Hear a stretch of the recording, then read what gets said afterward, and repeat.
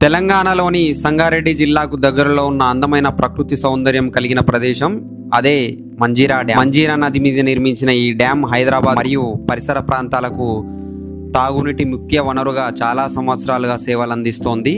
ఒకప్పుడు హైదరాబాద్ నగరానికి ప్రధాన తాగునీటి సరఫరా ఇక్కడి నుండే జరిగేది.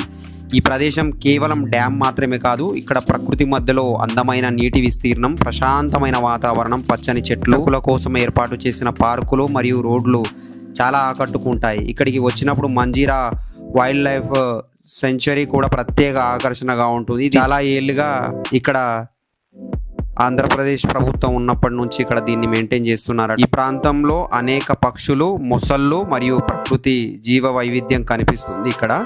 ఇక్కడ కుటుంబంతో లేదా స్నేహితులతో కలిసి ఒకరోజు పర్యటనకు రావడానికి చాలా మంచి ప్రదేశం. ఫోటోగ్రఫీ మరియు నేచర్ లవర్స్కు చాలా బాగా నచ్చుతుంది.